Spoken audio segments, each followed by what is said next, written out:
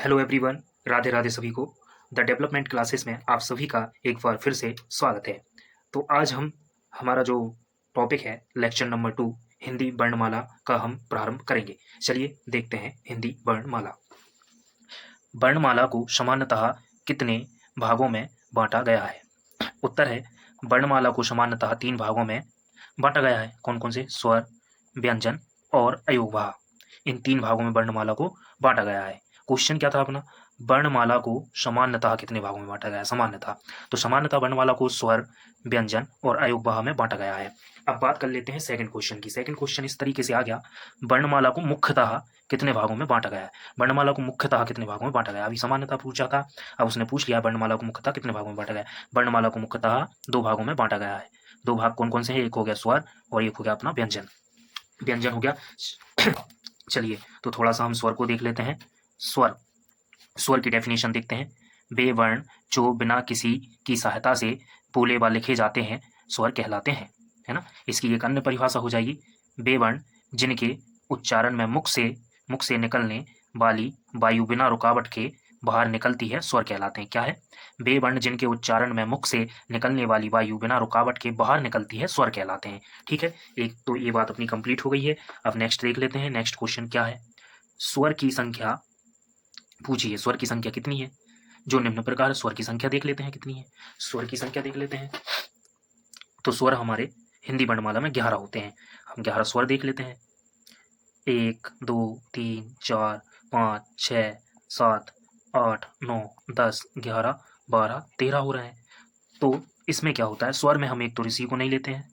ये जो ऋषि है, ऋषि को नहीं लेते हैं तो 10 स्वर होते हैं वर्णमाला में। ठीक है, और अम और आहा को हटा देंगे हम तो ये अयोगवाह है, इसलिए तो स्वर गिनते हैं अब हम। 1 2 3 4 5 6 7 8 9 10 11 12 13 13 हो रहे हैं। 2 को हटा देंगे तो 11 हो जाएंगे। ठीक है, 1 2 3 4 5 6 7 8 9 10 11 हो गए ना 11। और अम और आहा जो है ये अयोगवाह है। ठीक है, चलिए अब आगे देख लेते हैं। नेक्स्ट अपना नेक्स्ट पर बात कर लेते हैं।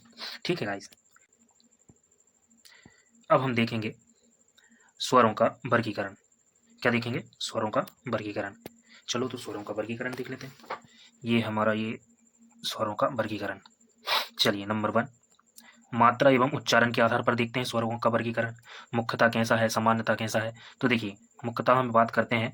मुख्यतः स्वर जो होते हैं एक लघु स्वर होता है और एक दीर्घ स्वर होता है। ठीक है, मात्रा एवं उच्चारण के आधार पर।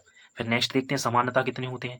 एक लघु स्वर होता है, एक दीर्घ स्वर होता है और एक संयुक्त स्वर होता है ना, मात्रा एवं उच्चारण के आधार पर। ठीक है, मुख्यतः 2 स्वर होते हैं, लघु स्वर और दीर्घ स्वर। ठीक है, और समानतः कितने होते हैं?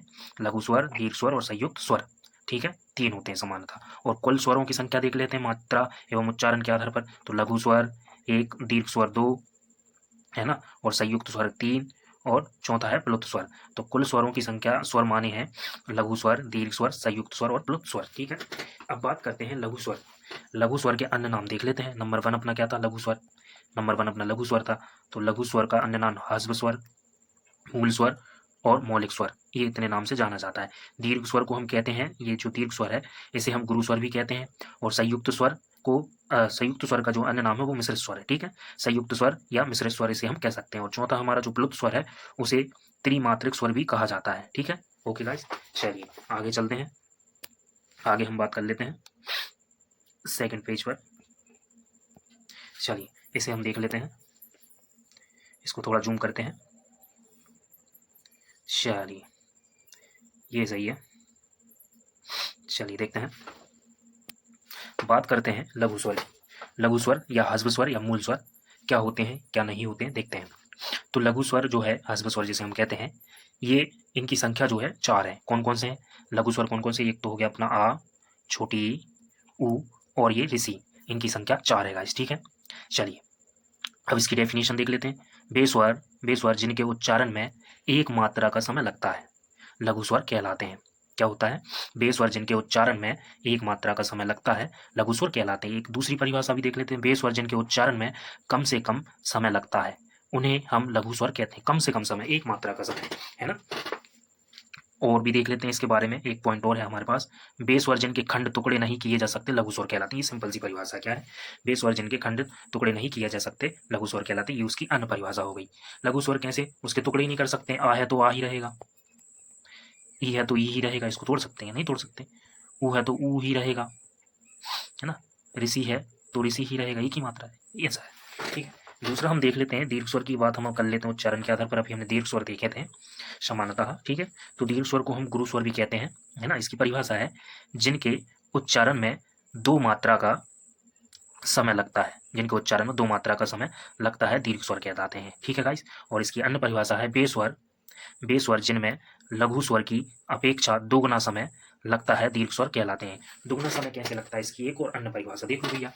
बेस्वर, बेस्वर जो दो समान स्वरों के मिलने से बनते हैं, दो समान स्वरों के मिलने से बनते हैं, ये आईएमपी परिभाषा है मेरे भाई। बेस्वर जो दो समान स्वरों के मिलने से बनते हैं। अब समान स्वर कौन कौन से, देखो दो स्वर ले लेते हैं। आ प्लस आ बराबर बड़ा, ये हो गया। तो समान स्वर ले लिए हमने, और जिनमें दो मात्रा लग रही है, एक और ये दो, तो ये बड़ा बन गया, ठीक है। तो ये क्या बन गया, दीर्घ स्वर बन गया। क्या बन गया, दीर्घ स्वर। ये दीर्घ स्वर यहाँ पर बन गया है। आई बात समझ में, ठीक है गाइस। चलिए इसको थोड़ा सा हम आगे चलते हैं। तो ये यहाँ पर अभी हमने बेस्वर जो दो समान स्वरों के मिलने से बनते हैं दीर्घ स्वर कहलाते हैं। यहाँ पर देख लीजिए ये ई, देखिए मैं आपको बताता हूँ, यहाँ पर देख लीजिए ये ई समान स्वर है, समान स्वर है, और मेल से ये बड़ी ई बन गई तो दीर्घ स्वर बन गया, ये दीर्घ स्वर कहलाता है। ये बड़ा जो होता है ये दीर्घ स्वर होगा, बड़ी ई, है ना। चलिए अब आगे चलते हैं थोड़ा सा हम, चलिए इसको रिमूव कर दें, थोड़ा सा आगे चलते हैं। अब बात करते हैं संयुक्त स्वर की। संयुक्त स्वर की बात कर लेते हैं, क्या है इसमें, संयुक्त स्वर देख लेते हैं, ठीक है गाइस। चलिए संयुक्त स्वर, तीसरा संयुक्त स्वर या मिश्रित स्वर, इसकी परिभाषा देखते हैं। बेस्वर जो दो असमान स्वरों से मिलकर बनते हैं, असमान, एक समान नहीं, असमान स्वर लेना, अलग अलग। तो देखिए यहाँ पर अ प्लस ई बराबर क्या बना, ए। तो असमान स्वर लिया, एक ये अलग स्वर है, ये अलग स्वर है, दोनों के मेल से क्या बन रहा है, ये बन रहा है, मेल से संयुक्त स्वर बन रहा है, ए, है ना। और नेक्स्ट देखते हैं, यहाँ पर देखिए अ लेंगे, असमान लेना है, अलग अलग, सजातीय नहीं लेना, बेजातीय स्वर लेना, ये दोनों लिए, तो दोनों के मिल से आ और ऊ मिलकर ओ बन गया, है ना। तो इसकी परिभाषा क्या, बेस्वर, बेस्वर जो दो असमान स्वरों से मिलकर बनते हैं, असमान स्वर लिए, ये असमान दोनों एक जैसे नहीं है, अलग अलग, दोनों को मिल से जो बना वो क्या हो गया, मिश्रित या संयुक्त स्वर अपना बन गया, संयुक्त स्वर गाइस बन गया है, ठीक है ऐसा। चलिए नेक्स्ट देखते हैं, नेक्स्ट पर बात करते हैं अगला। चलिए लेक्चर अपना 2 चल रहा है, इसको भूले ना, ठीक है। इसको थोड़ा सा जूम करके हम पढ़ते हैं, बढ़िया सा जूम हो गया, है ना बाबू। चलो चलिए अब यहाँ पर बात कर लेते हैं आगे हमारे टॉपिक की। जिह्वा के उच्चारण, उच्चारण स्थान के आधार पर स्वरों का वर्गीकरण, है ना। जिह्वा के उच्चारण स्थान के आधार पर स्वरों का वर्गीकरण देखेंगे। ये हमारा एक पॉइंट है, जिह्वा के उच्चारण स्थान के आधार पर स्वरों का वर्गीकरण हम देखेंगे। जिह्वा, जिह्वा से कैसे स्वर उच्चारित होते हैं, ठीक है। इस आधार पर स्वरों को 3 भागों में बांटा गया है, 3 भागों में, अग्रभाग, मध्य भाग और ये पश्च भाग, ठीक है, ठीक है मेरे भाई। तो अग्रभाग में, जिह्वा के अग्रभाग से हम कौन कौन से स्वर बोलते हैं ये देखते हैं ना। अग्रभाग से, ये जिह्वा का ये जो है ये दिख रहा है, ये अग्रभाग है आगे वाला, तो यहाँ से हम बोलते हैं ई स्वर का उच्चारण किया जाता है, फिर बड़ी ई, ए और आई का उच्चारण होता है जिह्वा के अग्रभाग से, ठीक है गाइस, है ना। क्या है, बेस्वर जिनके उच्चारण में जिह्वा का अग्रभाग मदद करता है, ये है बेस्वर, ये आगे से बोले जाते हैं, ठीक है। अब नेक्स्ट अपना देख लेते हैं मध्य स्वर, ठीक है। ये मध्य स्वर, ये मध्य स्वर आ बोला जाता है, जिह्वा के मध्य भाग से जो स्वर उच्चारित होता है वो आ होता है। बेस्वर, बे, देखिए बेस्वर जिनके उच्चारण में जिह्वा का मध्य भाग मदद करता है मध्य स्वर कहलाते हैं। ये जो आ दिख रहा है ये मध्य स्वर है, ठीक है गाइस। अब यहाँ पर पश्च भाग में देख लेते हैं, पश्च भाग की डेफिनेशन क्या है। पश्च स्वर, बेस्वर जिनके उच्चारण में जिह्वा का पश्च भाग मदद करता है, पश्च भाग मदद करता है तो पश्च स्वर कहलाते हैं, ठीक है, ये पश्च स्वर कहलाते हैं। चलिए गाइस और आगे चलते हैं, देखते हैं। चलिए अब थोड़ा सा ये नया टॉपिक आ गया यहाँ से अलग अलग, ठीक है। चलिए इसे भी थोड़ा सा हम देखते हैं। चलिए गाइस अब देख लेते हैं, प्रयत्न के आधार पर या मुख खुलने के आधार पर स्वर या मुख विवर के आधार पर स्वरों का वर्गीकरण। ठीक है, इसका मतलब है प्रयत्न के आधार पर या मुख खुलने के आधार पर स्वरों या मुख विवर के आधार पर स्वरों का वर्गीकरण, है ना। मुख से किस तरह से स्वरों की ध्वनि निकलती है, क्या कौन कौन से स्वर बोले जाते हैं, इस आधार पर स्वरों को 4 भागों में बांटा गया। 4 भागों में पूरा खुला मतलब बीव्रत स्वर। बीव्रत स्वर का मतलब होता है पूरा मुख खुलता है इसमें, है ना। बीव्रत स्वर में पूरा मुख खुलता है। और दूसरा देख लेते हैं संव्रत स्वर कौन कौन से होते हैं। पूरा मुख खुलता है मतलब आ बोलेंगे तो पूरा मुख खुल रहा है ना। अब तो सेकंड देख लेते हैं संव्रत स्वर। संव्रत स्वर इसमें लगभग मुंह बंद रहता है, ई ऊ ऊ ऐसा। ठीक है, ये संव्रत स्वर हुआ। फिर इसके बाद में देखते हैं तीसरा पॉइंट देखते हैं अर्ध विव्रत, है ना। अर्ध विव्रत स्वर, है ना। इसमें क्या होता है आधा मुंह खुलता है, आ ए और आओ, इसमें आधा मुंह खुलता है, इसलिए इसे अर्ध विव्रत स्वर कहते हैं। ठीक है गाइस।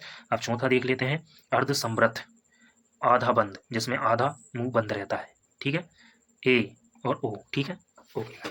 चलिए आगे चलते हैं, नेक्स्ट देख लेते हैं हम। चलिए यहाँ तक हमने कर लिया है, इसके बाद में यहाँ पे चलते हैं, इसको थोड़ा जूम करते हैं। चलिए गाइस, अब जाति के आधार पर वर्गीकरण देखेंगे स्वरों का। ठीक है, अब जाति के आधार पर स्वरों का वर्गीकरण देखा जाएगा भाई साहब। चलो भैया देख लेते हैं।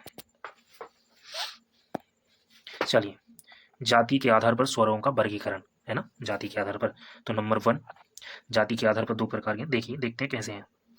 सजातीय स्वर क्या होते हैं देखते हैं जाति के आधार पर। बे स्वर जिनका उच्चारण ढंग एक ही प्रकार का हो सजातीय स्वर कहलाते हैं। एक ही प्रकार का ढंग मतलब एक ही तरीके से उच्चारित होते हों लेकिन स्वर अलग अलग। यहाँ पे आ देखो एक ही तरीके से उच्चारित हो रहा है, सजाती है। ऊ एक ही तरीके से उच्चारित हो रहा है, सजाती है, एक ही उच्चारित, है ना। ई ए आए। ठीक है, बे स्वर जिनका उच्चारण ढंग एक ही प्रकार का हो सजातीय स्वर कहलाता है। जो उच्चारण तरीका है उच्चारण का वो एक ही है, सेम है, इसलिए सजातीय स्वर हो गए, है ना भैया। ठीक है, दूसरा देख लेते हैं विजातीय। विजातीय स्वर की परिभाषा देखते हैं। बे स्वर जिनका उच्चारण ढंग अलग अलग प्रकार का हो विजातीय स्वर कहलाते हैं। अलग अलग प्रकार, देखो अलग अलग है। आ ई, इनका उच्चारण का तरीका अलग अलग है, एक जैसे नहीं बोल रहे। आ ऊ, है ना, ये विजातीय स्वर हो गया। ऊ ई, ये भी विजातीय हो गया। ई ऊ, अलग अलग तरीके से उच्चारित हो रहे हैं, इसीलिए विजातीय स्वर। सीधी सी सिंपल सी बात, है ना। अब अगला टॉपिक देखते हैं, अगला बिंदु क्या है। ओष्ठ आकृति के आधार पर स्वरों का वर्गीकरण। ओष्ठ आकृति मतलब ओंठ, ओंठ की आकृति के आधार पर कैसे ओंठ होते हैं, गोल, आधा, खुला, बंद, जैसे भी, है ना। चलिए, वृत्ताकार व्रतमुखी स्वर किसे कहते हैं। बे स्वर जिनके उच्चारण में हमारे ओंठों का आकार गोल या वृत्ताकार होता है, व्रतमुखी स्वर कहलाते हैं ना। गोल या वृत्ताकार आकार बनता है स्वरों को बोलते समय तो वृत्तमुखी स्वर कहलाते हैं ना। तो कौन कौन से, छोटा ऊ, बड़ा ऊ, ओ और औ। इसमें क्या होता है ओंठ गोलाकार बनते हैं, जब हम इसको उच्चारण करते हैं तो हमारे ओंठ की जो आकृति है वो गोलाकार बन जाती है इस तरीके से, है ना, उच्चारित करते समय। ठीक है, चलिए गाइस तीसरा देखते हैं, दूसरा देखते हैं इसका ओष्ठ आकृति के आधार पर जो वर्गीकरण कर रहा है उसका दूसरा पॉइंट देख लेते हैं। चलिए चलिए देखते हैं गाइस, ये सेकंड पॉइंट है अपना अर्धवृत्ताकार या अर्धवृत्तमुखी स्वर। ठीक है, बे स्वर जिनके उच्चारण में हमारे होंठों का आकार गोल वृत्ताकार नहीं होता अवृत्तमुखी स्वर कहलाते हैं। इसमें जब हम उच्चारण करेंगे स्वर का तो इसमें क्या होता है, हमारे होंठों का आकार क्या होता है, वृत्ताकार नहीं होता, इसीलिए अवृत्ताकार या अवृत्तमुखी स्वर कहलाते हैं। ठीक है, चलिए आगे चलते हैं।